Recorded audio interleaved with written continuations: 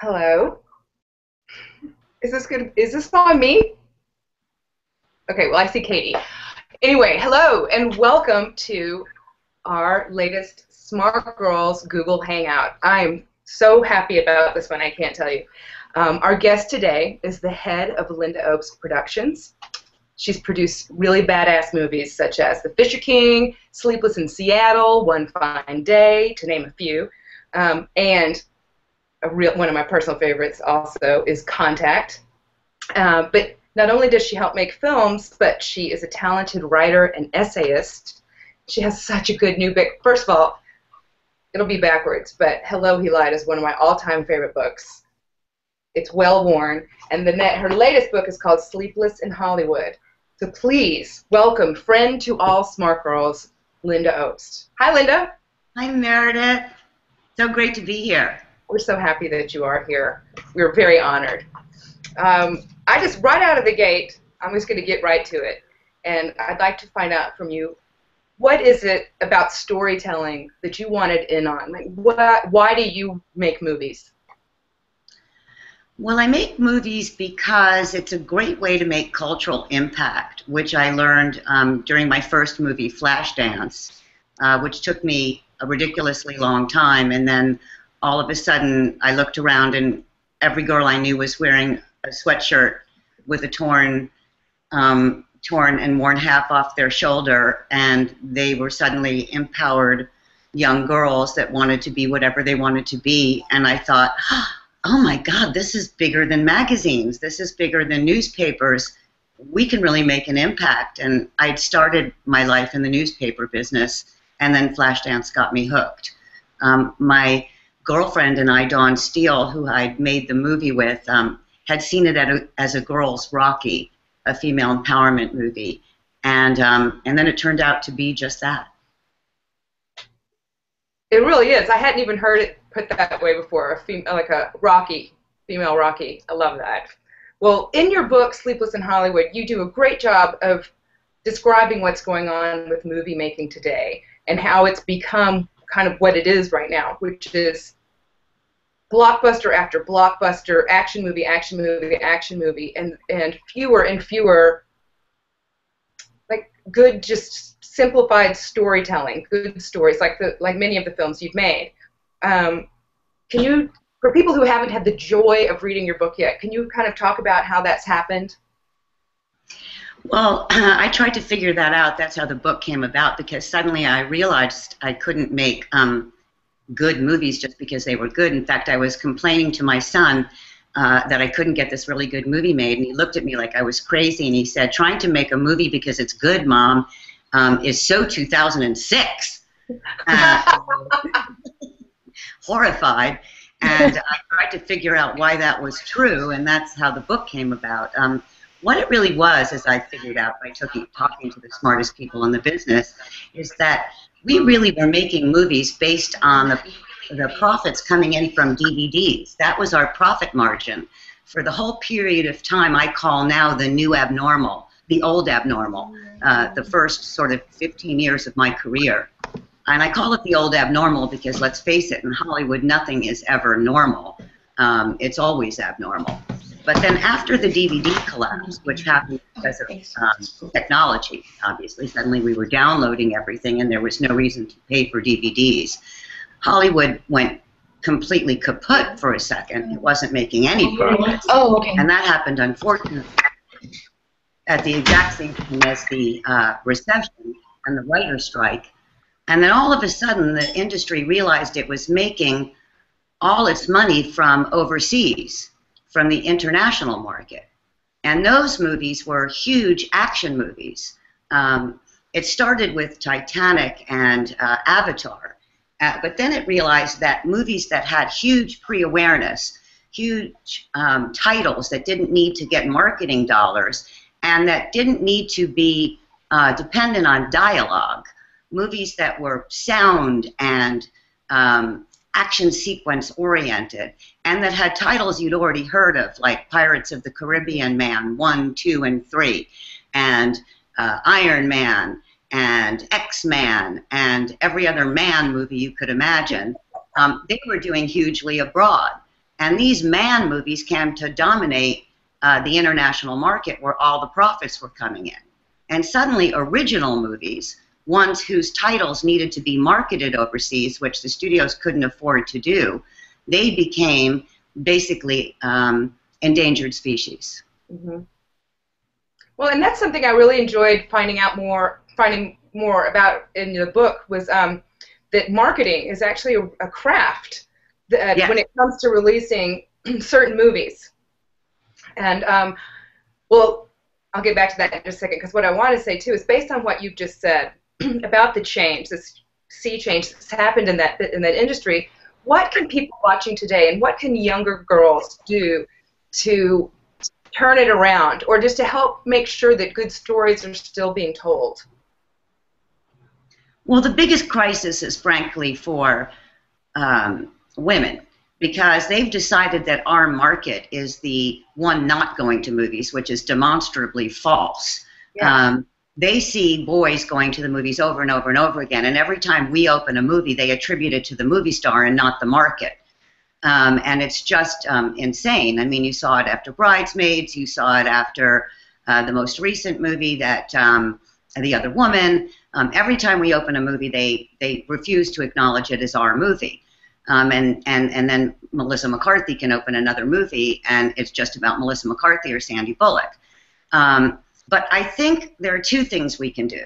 One thing is we can take the matter into our own hands and use the fact that technology destroyed the rom-com and realize that technology also gave us the means to make less expensive movies and make them ourselves. Not wait for an assignment, just make a movie. I have two girlfriends I worked with in the studio system who just made a movie called Life Partners by themselves, and it's hilarious. And it did wonderfully at the Tribeca Film Festival, and it got distribution, and it's going to be a hit. And that's just going to confound everybody. So it's basically not waiting for Father May I, and just taking control of the medium ourselves. That's great. The other thing that we can do is wait for this new, astonishingly empowered generation of young girls to come up. The ones that made Frozen the fourth biggest movie of all time. They see female young protagonists, and they're not going to be okay with male protagonists as they get older. The ones that made these female franchises like Twilight and Hunger Games and Divergent are all run and starring young girls. These girls are now 14 to 17, and they're not going to be okay with male protagonists when they get in their 20s and 30s. So that's only 5 years away of a brand new empowered audience that even the studios have recognized. And those women are going to the movies in the same numbers that young men used to go to the movies, and they're a recognized, powerful market. Hooray for them. Yes. Hooray. Let's make movies for them. And write movies for them. Yeah, we've got to keep making them, and we've got to keep supporting. And we have to keep remembering also, rather than to get discouraged, that everything in Hollywood is cyclical, that there's no conspiracy, that there are people merely mirroring what they see in the box office results. Sometimes they're retarded. I mean that not in the politically incorrect sense, but in the slow sense. Literally, they don't see the data for a long time. But they've seen the data in Frozen. They've seen the data in the Hunger Games. They know that women are breaking in those movies. So if we write to those age groups, and that's what Sleepless in Hollywood was about. It's about how to learn the rules and write for them. You know, sometimes you have to ride the horse in the direction it's going, and sometimes, and figure what that means, figure out what that means and work with it. And sometimes you break the rules. Well, as far as getting movies made and the challenges of that, I mean, that's probably for so many movies, but especially for one such as Contact. Now, were you best friends with Anne before that, or did y'all meet when you were making Contact? No, we were best friends before that. We were best friends from the day we met, which was the day that she and Carl met, which was quite a day for all of us at Nora Ephron's house. So I had already traveled the world with Carl Sagan and Annie by the time they moved to Los Angeles to make the first Cosmos. and they moved into a house on Sierra Leone while I was in my first tenure in the movie business, completely confounded as to what the hell I was supposed to be doing here. So, really, I had no idea. I was a newspaper girl. So one of the things I did was I went to Carl, and I asked Carl if he had any movie ideas, if he had any fictional ideas. And he said yes, in fact, he'd had one that he'd been thinking about for years, and that idea turned out to be Contact. So we began working on Contact, the novel, when they came here to do the first Cosmos. How long did it take to get it made? Oh, don't ask. Too long. Let's say half the time it took to get Interstellar took half the time. So I count 11 years, Annie counts 17. So let's say longer than any of you girls are going to take to make a movie on. Well, one of the other reasons that we love talking to people like you is that at Smart Girls we really try to advocate that the end all be all goal shouldn't be I want to be famous, right? Because there are so many wonderful things out there, and that's one of the things that I love about your book, the fact that you brought up on even the marketing and what's a good way for people who are interested in being in this business. To find out about all the roles, all the different moving parts that go into making movies so that they can know that there are so many ways of being a part of this process that might appeal or resonate with them in a deeper way than just maybe wanting to be on screen. Well, I think being on screen, boy, that one never really occurred to me, I think, since I was 7 years old. I think we all think about being actors when we're really young. Or at least we did when I was really young, because I didn't even know what a producer was. Right. It's not something that girls think about. I want more girls to think about being writers and directors.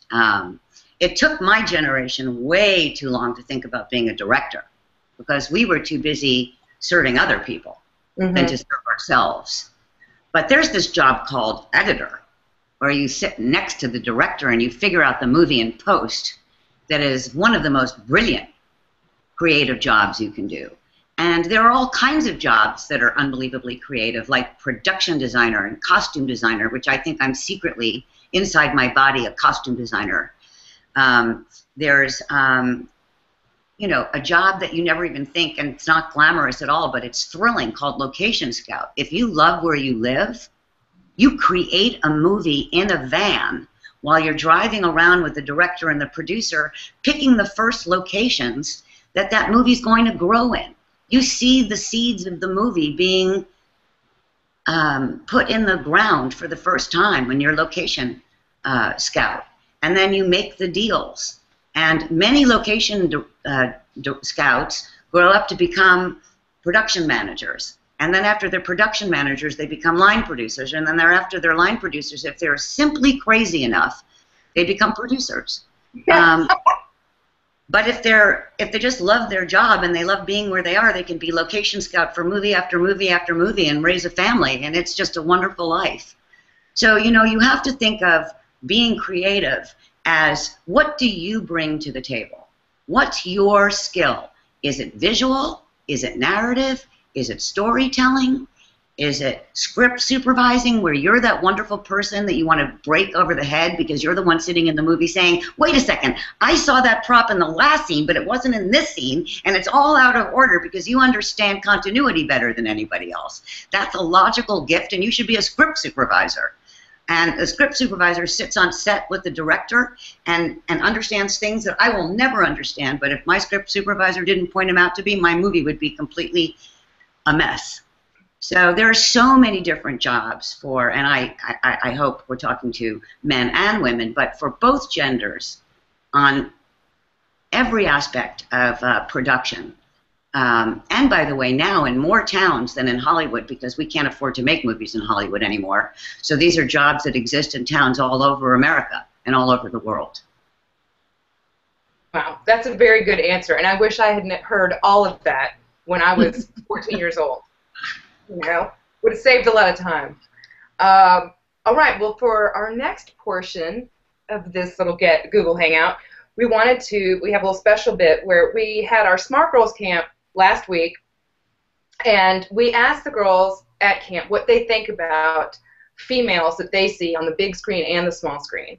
And they had a lot of opinions about that, and a lot to say about it. And so we said, well, what would you do? What would you create to fill in those gaps? And they separated off into teams, and they came up with some ideas. And we just wanted to let you know what their ideas are. And actually, they're the ones who are going to do it. But they had a team leader, our camp mentor, teaching artist named Zena, and she's going to introduce this to you, and we'll find out what you think about what's going on. Zena. Hi. Yeah. So like Meredith said, we started out with the topic images of women in the media, and we actually started by looking through a bunch of magazines and putting up what images made us feel not so good, what images made us feel powerful, and the not so good list apparently won out, which is, you know, unfortunate that there were more negative images in magazines than positive. Then we looked at some music videos, everything from Miley Cyrus to Janelle Monáe, to an old Alanis Morissette video. I mean, we kind of went all over the gamut on videos. And then to television, and we learned about the different genres, drama, comedy, and reality. And then the girls wanted to create these shows with characters women that are empowering, girls that they want to see, girls and women they want to see that are more like them, more diverse, smart, funny. And so they created some amazing, amazing show ideas. And so that's what they're going to kind of share with you today. Do I get the rights to these characters at the end of the show? Yes! Well, we'll see. All right. Okay, so that sentence first is a producer. Oh, yeah. Okay. Instinct. Yeah. So, I guess Molly is doing the comedy. Her group was on a single camera half-hour comedy. So, Molly, would you like to talk a little bit about that? Yes. I was with two other girls, and we chose comedy. And so I'm just going to tell you sort of like a one-sentence summary of the whole television show. So I'm reading it off my phone. So the story is about a young Native American woman named Jenna Moore Yanaha in her 30s who, after a failed engagement, moves to a small town in hopes of becoming a serious journalist as she struggles to find meaningful stories and herself. And we chose this sort of like fictional town in Arizona, and we also wanted to sort of have our character in a different, I guess, job atmosphere that was usually sort of dominated by men, and so that was sort of being like a news journalist. And so we all kind of got together and we sort of brainstormed, and so that was pretty much our, I guess, log line. And, well, that's sort of the whole thing right now. So my only question to you, I love this, is how is it funny? So it's funny, we wanted to have this certain kind of comedy where it was more like sort of along the side of like an example would be of another TV show like Arrested Development, where sort of like the characters and sort of the situations that they were in were funny and not really slapstick. So it would be sort of Jenna, our character, going on these crazy news broadcasts to find these really zany stories that her boss gives her, but then she tries to make them more serious and interesting, and also sort of her coworkers that are kind of zany and wonderful at the same time. And so we were sort of coming that with sort of comedy. So I would just tell you in terms of refining your pitch, okay, that Arrested Development, the characters are a dysfunctional family, right? Okay. Yes. So a better model for you is like Parks and Rec. Yes. Right? Because in Parks and Rec, the office people are crazy. Okay. Right? So the episodes and the comedy comes from her coworkers, not her dysfunctional family, right? Okay. Yes. So if you were really going to pitch this to me, right, just because I'm so pedantic that I can't do anything without teaching. Okay, because my mother was a teacher, right? That's totally fine. Go, yeah. Okay, so and just in case there's somebody learning on here, right? So the characters, you got to pitch it to me with the kinds of characters who are zany. So why the boss is always sending her on the wrong stories, and she's completely serious, right?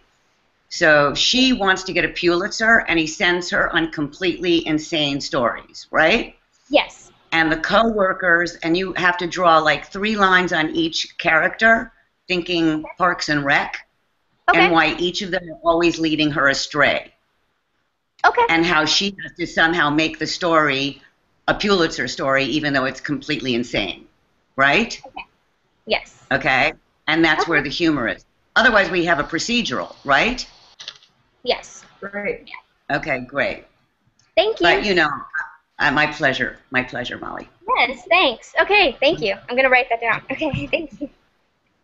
That's great, thank you. And the next show, we have Joy and Katie, who are going to talk to you about their drama. Good, my specialty. Hi. Can I just read you the log line? Of course. But But you're going to go off book during the real pitch, right? I'm sorry? I'm teasing you.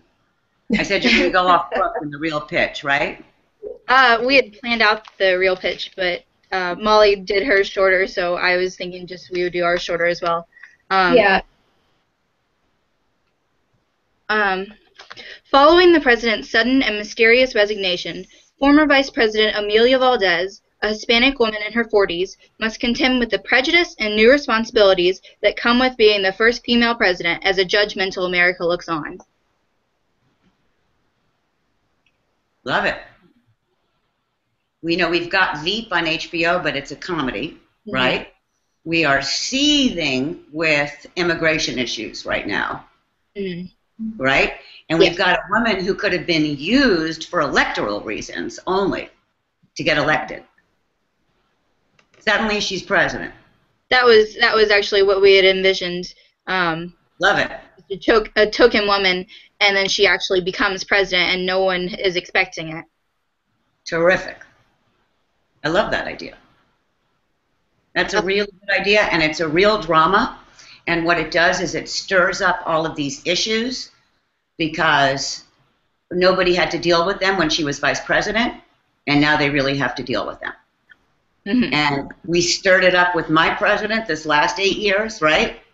Just when we thought we were in a post-racial society. And what happens? We found out what kind of a post-racial society we were actually living in. Great. So much so that I can barely watch the news without wanting to, bop somebody on the beam with a rotten tangerine, and worse.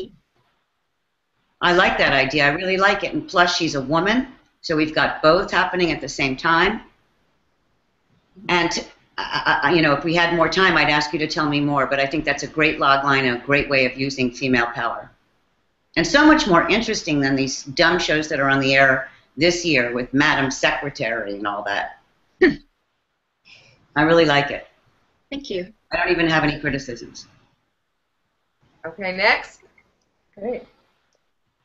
Well, Joy and Katie were on the same show. Joy and Katie were together on the same show, and then Molly had her show. So there's just two going, two ideas. Well, I think what we can do is we can, Joy, you want to tell me how she handles it and what conflicts come up? All right. Let's see. Some of the first conflicts she comes into are maybe speculations about the former president's reasons for resigning, and he states that it's because of his ill health, mostly cancer, I guess. But as the show progresses, and even at the end of our pilot, she comes across an envelope showing a patient's X-ray scan showing cancer all over his body, but the name of the patient is not of the former president's. So there's like a cliffhanger at the end of that. Like it. Which television shows do you watch, Joy? Let's see. I watch a lot of television, all sorts. You watch Scandal? I do watch Scandal. Who doesn't? Right? How much fun it is. I'd like to do some Scandals that bring it back from the edge. Do you know what I mean? Of course, Scandal was like that in the first 2 seasons, you know? Now it's so far out there, it's like hard to know where it's going to go next. Yeah.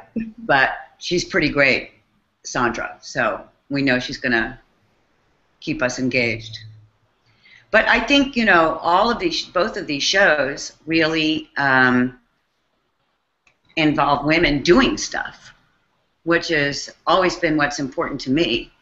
I tend to make my women scientists. Nora always made her women reporters, right? Yep. They always worked for a magazine or a newspaper. I feel like they have to have a real job, you know?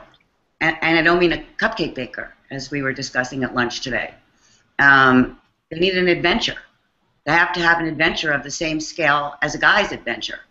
They have to be the protagonist of their own story. And I think that's part of what you're trying to tell me. It was interesting because when Meredith first mentioned this to me, I thought, well, am I going to hear ideas I could never sell? But the truth is, some of these ideas are sellable.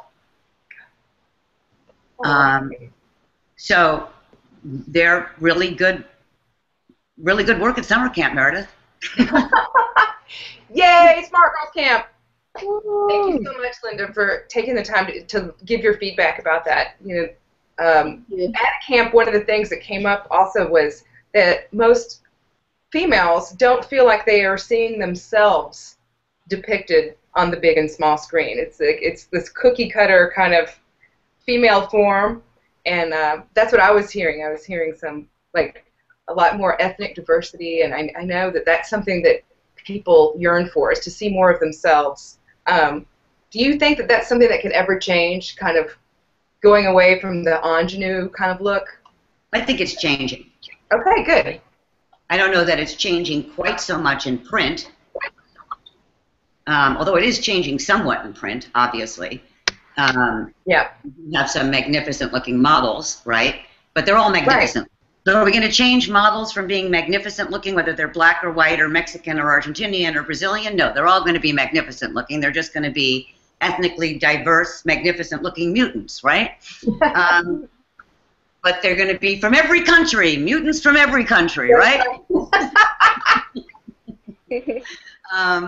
But in the movie, I mean, look what Sandra Rhimes has done.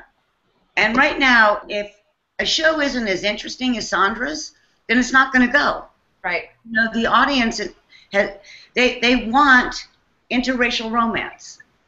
They want interracial casting where it's not about the role. In other words, it's about the actor. So it's not like, oh, it's a black person, it's a black part, so it has to be a black person. No, that's not how we want casting anymore.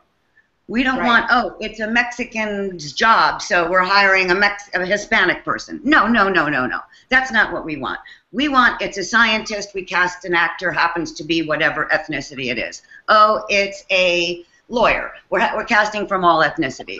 Oh, it's a romance. We're casting from the best actor, any ethnicity. Oh, it's whatever. We want the world as it is, as we experience it. And interestingly, the younger we are, the more we want that. And interestingly, what do the advertisers want? Younger, right? Do they want the old farts in the middle of the country? No, no, no, no, no. That's not who they want. So they better cast the way we see the world. By the way, not so much me, but me and my heart, right? You. Right. That's who they want. And who they want sees the world in a certain way. Do you know, my 7-year-old granddaughter said to me the other day, Linny, how come some people don't want 2 girls to get married? I don't understand. That's the way she sees the world, right? She sees the world with no color, with no sexuality, with gender marriage being whatever it is, and that's how it's going to be, period. And media has to catch up to that. And so that's the way we have to cast. And the more we cast like that, the more people love the shows. That's why Sandra, I mean, apart from the fact that she's the greatest storyteller, right? She's casting the shows the way we see the world. And if you do it self-consciously, the audience catches on. If you do it unself-consciously, the audience is with you. Because if you see the world that way, you'll cast it that way, and everybody's with you. That's right. And the same thing goes for how you build your women. If you build your women the way you feel you want to be seen, then women will relate to you.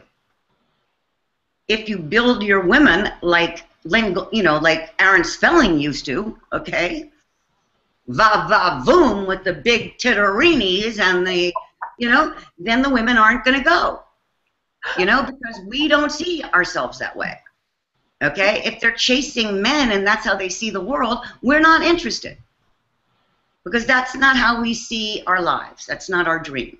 Yes, we want to fall in love with whomever or whatever we want to fall in love. That's part of our lives. It's not our whole lives. So we have to build stories like that. We love drama, we love exhilaration, but our exhilaration comes in all forms.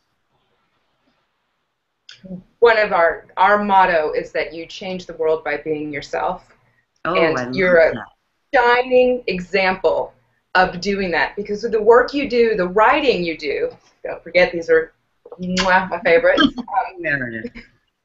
You really are changing the world. You're helping people become more honest about perceptions and maybe their own way of seeing the world, and you're putting really strong characters and beautiful, well-done stories out there. So thank you very much, Lynda.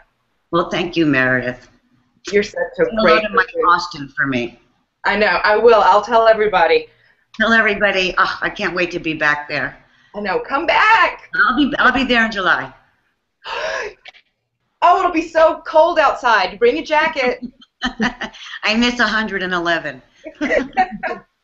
Well, it was such an honor to have you, and you were forever on the board of Smart Girls Kick-Ass Smart Girls Club. I just made that up, but you're forever on it. Smart Girls on my life. Great. Tell all of our friends there hello, and stay in touch. And everybody, please read these books. I swear you will be so happy that you did. And it's summertime, and it's the perfect time to read 2 great books. Mwah. Bye, everybody.